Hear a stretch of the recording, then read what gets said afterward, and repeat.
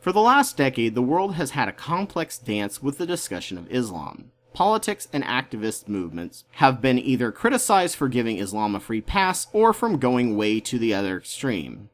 As a member of the atheist community, I made a video drawing the Prophet Muhammad, PB&J, after the people got murdered by angry crowds for drawing him, because the Quran says they can't draw him, but nothing about non-believers.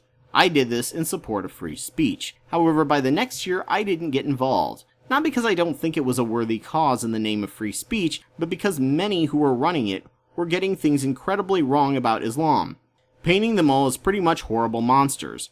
The atheist community has often been given crap for bashing Christianity, but putting on kid gloves for Islam. There's several reasons for this. 1, we know Christianity inside and out because we were raised in it.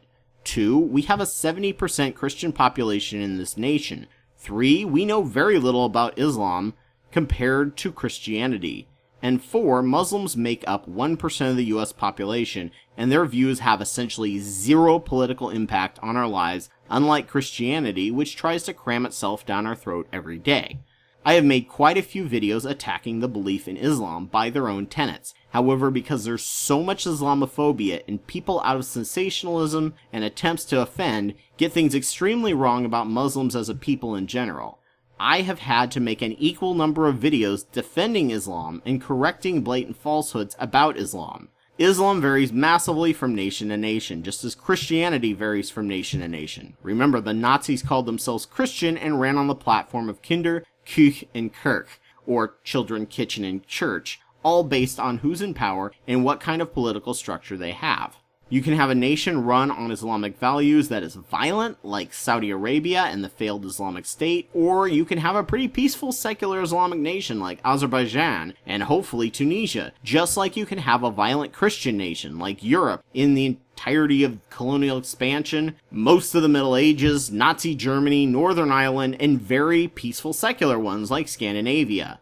Unfortunately, poverty matches with violence, corruption, and instability, and most Islamic-heavy nations were impacted massively by some form of colonial rule or having their secular elected government toppled by Western intervention, such as in Egypt and Iran, for Islamic ones. This pitted the different types of Islam against each other, such as minority sects ruling in Kuwait and Bahrain, while their majority had no political power, which benefited the West. So yeah, Islamic nations are more violent and poorer, just like how South America is more violent and poorer, after decades of American intervention in their affairs, toppling governments and coups, so our companies could get sweet trade deals from their newly tyrannical leaders. By this logic, Catholicism is more violent and a poorer religion, because on average, more Catholic nations are poorer than Protestant ones. Buddhist and Hindu nations are even poorer, so they're also lesser religions if you ignore the colonialism that was involved. Many Islamic nations have a ton of oil money, so Islam is better than Buddhism or Hinduism by that logic. The problem is not that we shouldn't criticize Islam. I think it's a great thing. The problem is just, like, how we atheists hate it when our views are strawmanned, and they try to lump us in with Stalin, Mao, and Pol Pot, or Christians in general don't like to be characterized by Westboro Baptist Church or the Nazis. Muslims also shouldn't be strawmanned and lumped in with the worst of their people either. And confusing geopolitics for religion is just plain lazy and dishonest, and by doing so we end up having discrimination and hatred and persecution of Muslims, just like the actions of Israel and Palestine is treated as speaking for all Jews, even though 60% of Jews don't live in Israel, and many face persecution daily because of this generalization. This kind of Islamophobia led to the Rohingya genocide and mass displacement, and currently is fueling hate against Muslim migrants in Europe, which people can use to give the far-right parties a voice in government. To many, Islam is a religion of peace. To many, Christianity is a religion of peace, but both have parts in their books that can be used to justify genocide. Just look at Joshua. And because of that, just like with climate change, which should have had both sides sit down and calmly lay out the facts and disagree on approaches to help with the problem, we instead had a political polarization across the globe about the issue, to the point that the Labour Party in Britain, to shore up votes, turned a blind eye to some of the criminal elements in the Muslim communities because they wanted to appear to be friends of the Muslims while the Tories were attacking them. Thanks to Islamophobia, we can't have a rational debate around Islam. Look at the different nations and criticize them on their merit and see where their problems arose from. We just have one side creating a blanket treatment of them as all horrible monsters who will kill us in our sleep, and my side who has to spend at least half their time standing up for Muslims' rights and correcting blatant lies about them.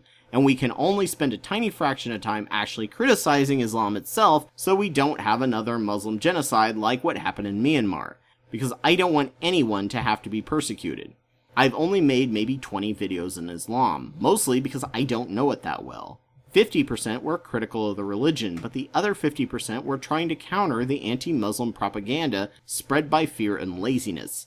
I only have 20 because I don't know what I don't know about Islam, so I only comment on what I know is true about it, and I'm very careful not to mischaracterize it because it is intellectual dishonesty and will just be singing to the choir of fellow ignorant bigots and not do what I want it to do, which is make Muslims question their own faith, which, for many, has never been allowed because of their nation's strict policies about Islam, which came into power for political reasons for the West. A new study came out claiming that Christians are the most persecuted religion in the world. That's not surprising, it's the biggest religion in the world. But Britain's Jeremy Hunt claimed that it was because of political correctness and guilt of colonization that we weren't able to talk about it, that it got so bad.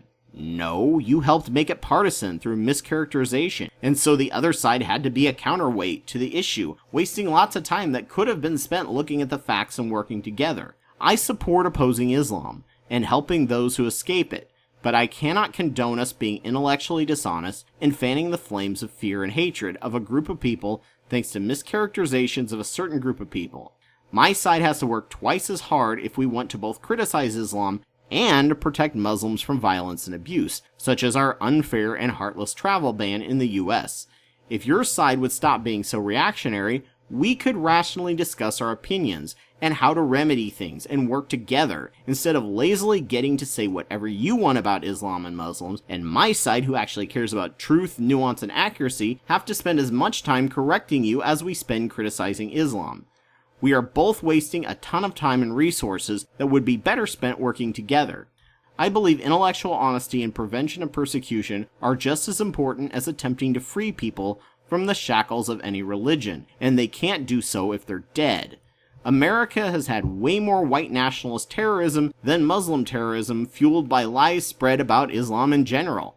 This cannot stand, and I will fight it, but if I have to do two things at once, it's going to slow me down overall, which makes me think you don't really care about the truth or helping fix the problem. You just want an excuse to hate someone. So thank you so much for joining me on my podcast. I'm sure there was nothing controversial about this, and everyone will happily get along in the comments section, which you can do on the YouTube version of this video, link in the show notes. Just a reminder that I'm Anubis 2814 on YouTube, and I have over 500 videos on different topics that I've made over the past 10 years. Please subscribe, and if your podcast site has the option, give me a like or review. If you think what I have to say informed you, consider supporting my Patreon. I'll be doing this podcast weekly and try to get it out on the same day, so I hope to see you here next week, ready to be filled with new ideas. Take care. A big thank you goes out to Elias Garcia Guevara and Joe Taylor, who sponsor the show at $10 a month at the Wapawet level on Patreon. Please consider donating as well if you can, and thank you all for listening.